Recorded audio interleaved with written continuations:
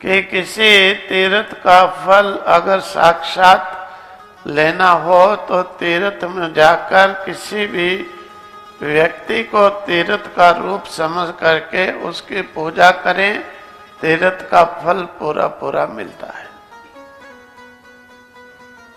हमने पढ़ा तो हमने 2-3 जो साथ थे उनको भी कहा। और पड़ोस में ही एक बूढ़ी माई आई, कोई 80-85 साल की, सफेद धोती पहनी हुई, स्नान के लिए।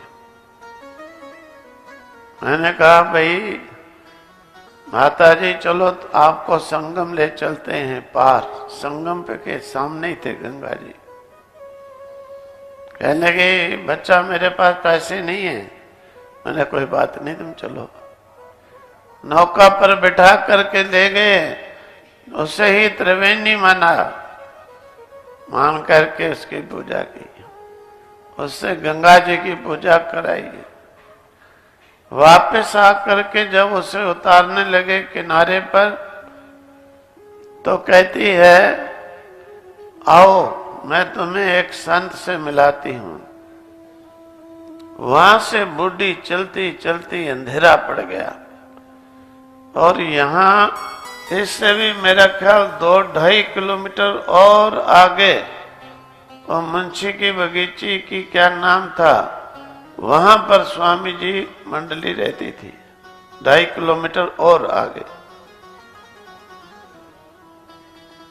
सीधी बुढ़िया चल करके स्वामी जी के सामने खड़ी गई। देखते ही हमने सोचा भाई यही तो देखे थे स्वप्न में महात्मा। और स्वामी जी ने भी देखते ही कहा यहीं रहो। और दूसरे दिन एक महात्मा को साथ लगाया, जाओ अखाड़े में संस्कार करा के आओ। तो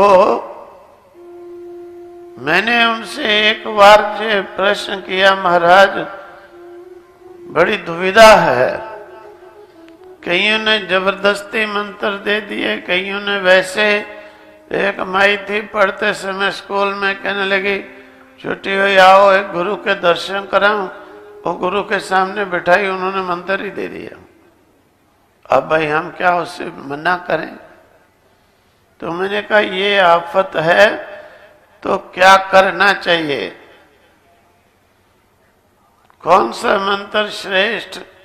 उन्होंने कहा कि देखो या तो विद्या पढ़ो या आप तो गुरु के वचनों पर विश्वास करो जो पूर्ण गुरु हो।